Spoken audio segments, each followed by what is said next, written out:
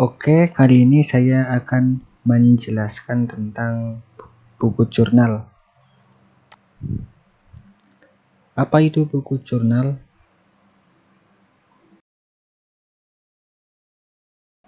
Jurnal adalah suatu buku harian tempat mencatat semua transaksi yang terjadi dalam perusahaan secara sistematis dan kronologis. Jadi intinya itu sebagai tempat mencatat sebuah transaksi secara sistematis dan kronologis. Nah, untuk mencatat sebuah transaksi dibutuhkan bukti. Buktinya apa aja? Buktinya yaitu kwitansi, nota kontan, kemudian ada faktur, nota kredit, nota debit, cek, rekening koran, bilet giro, memorandum, setoran bank, kas masuk atau kas keluar. Jadi bukti-bukti ini bisa dijadikan sebagai alat untuk mencatat, bukan alat sih, sebagai buktinya, bukti untuk mencatat sebuah transaksi.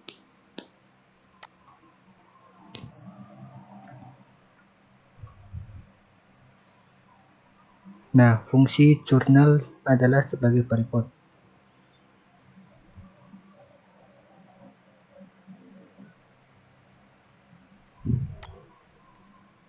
Di sini mencatat atau record. Mencatat semua transaksi dan kejadian atau peristiwa yang mengakibatkan perubahan posisi harta, utang, dan modal.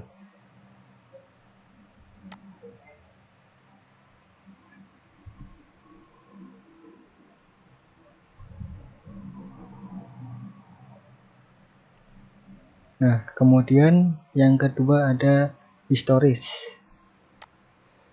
Historis yaitu mencatat transaksi atau kejadian yang telah berlalu secara urut sesuai dengan waktu. Misalkan tanggal 1, terus tanggal 2, tanggal 3, urut ya. Jangan sampai tidak urut karena tidak sesuai dengan kronologis waktunya.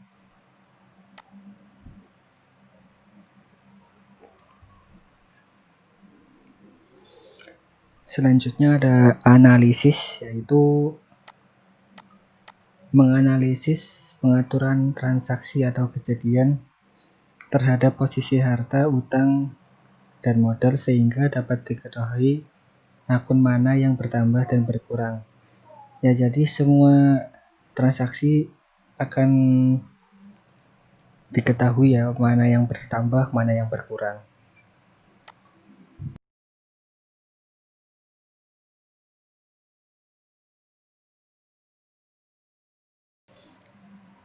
Yang selanjutnya ada instruktif.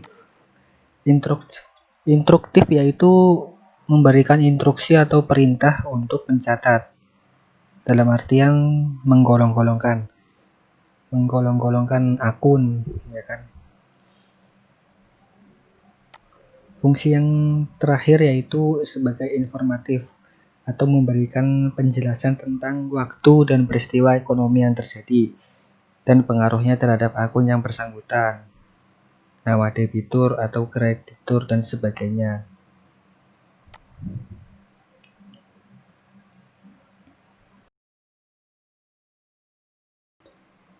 Macam-macam jurnal. Ada beberapa macam jurnal dalam materi ini ya, yaitu jurnal umum,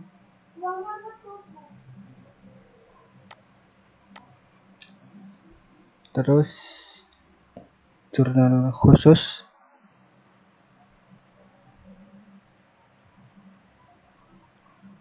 jurnal penyesuaian,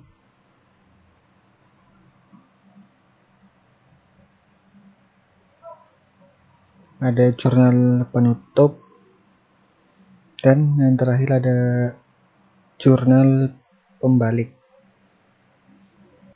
Oke, sekarang kita masuk ke jurnal umum.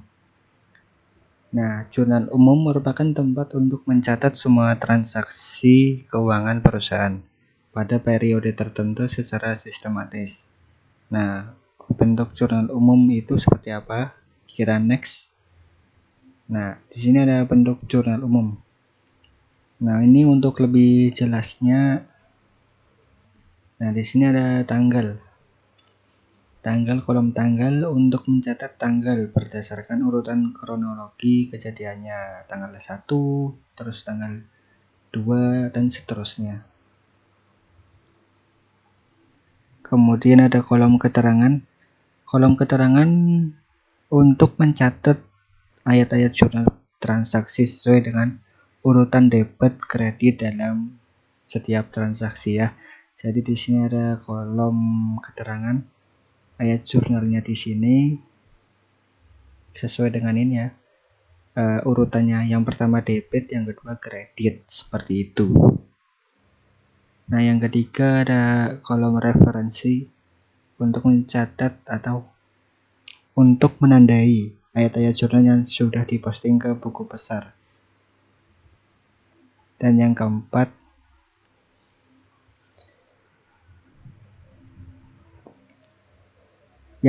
ada kolom debit untuk mencatat jumlah yang harus didebit dari suatu transaksi. Dan yang terakhir ada kolom kredit untuk mencatat jumlah yang harus dikredit dari suatu transaksi. Jadi itu adalah bentuk dari jurnal umum. Selanjutnya ada jurnal khusus. Jurnal khusus adalah jurnal yang dikelompokkan secara khusus sesuai dengan jenis transaksinya. Nah, jurnal ini dikelompokkan karena transaksinya yang sering terjadi pada setiap bulannya. Ada 4 jenis jurnal khusus, yaitu yang pertama ada jurnal pembelian. Digunakan untuk mencatat semua transaksi pembelian barang atau produk atau jasa secara kredit. Yang kedua ada jurnal penjualan. Jurnal penjualan berfungsi untuk mencatat transaksi penjualan secara kredit. Yang ketiga ada jurnal penerimaan kas yang berfungsi untuk mencatat semua transaksi penerimaan uang dari berbagai sumber pemasukan seperti pendapatan, penjualan, dan yang lainnya. Dan yang keempat ada jurnal pengeluaran kas. Jurnal pengeluaran kas digunakan untuk mencatat transaksi-transaksi pengeluaran kas untuk berbagai macam biaya atau beban. Berikut adalah bentuk jurnal khusus. Nah, ini yang pertama ada jurnal pembelian. Nah, seperti ini. Di situ ada kolom-kolomnya. Kemudian ada jurnal penjualan. Ada jurnal penerimaan kas seperti ini. Dan yang terakhir ada jurnal pengeluaran kas. Ya, jadi seperti itu bentuk jurnal khusus.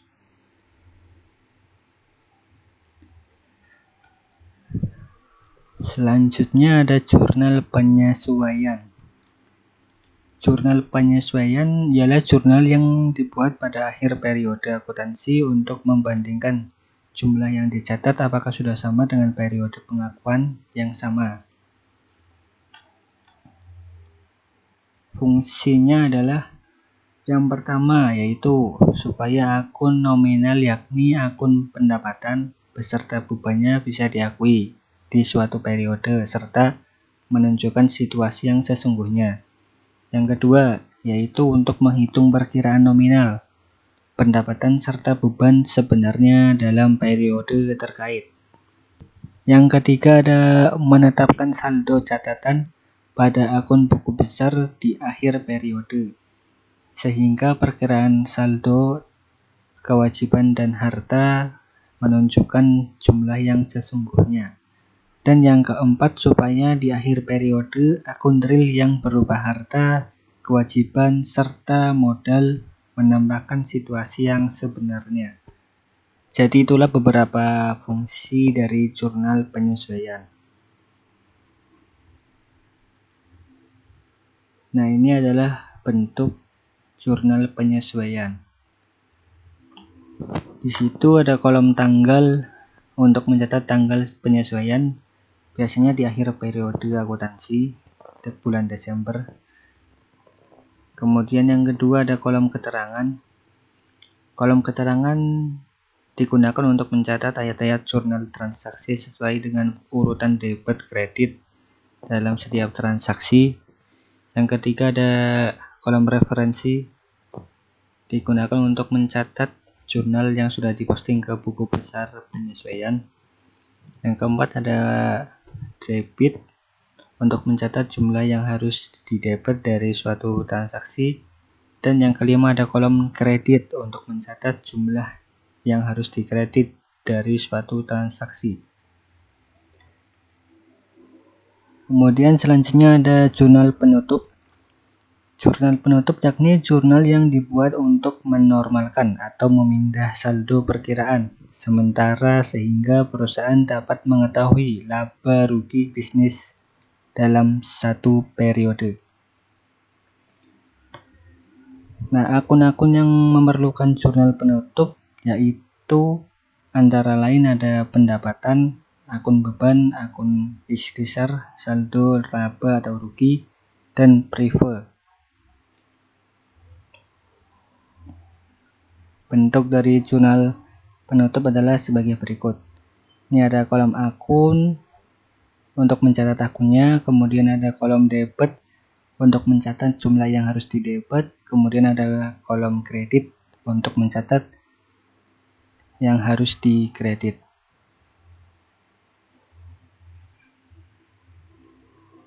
Kemudian yang terakhir ada jurnal pembalik. Jurnal pembalik dibuat untuk mempermudah pencatatan transaksi di awal periode akuntansi. Jadi jurnal pembalik adalah ayat jurnal yang dibuat untuk membalikkan jurnal penyesuaian transaksi tertentu. Nah, untuk lebih jelasnya ada contoh bentuk jurnal penyesuaian dan jurnal pembalik. Di sini ada jurnal penyesuaian, di sebelah kanan sini ada jurnal pembalik. Di kolom jurnal penyesuaian ada beban sewa dicatat sebelah debit dan hutang sewa di sebelah kredit. Kemudian di jurnal pembalik, hutang sewa yang tadinya di sebelah kredit masuk ke debit dan beban sewa yang tadinya debit masuk ke kolom kredit. Jadi seperti itu bentuk dari jurnal pembalik. Oke, sekian dulu penjelasan dari saya. Kurang lebihnya saya mohon maaf apabila ada kekurangan dalam menyampaikan. Wassalamualaikum warahmatullahi wabarakatuh.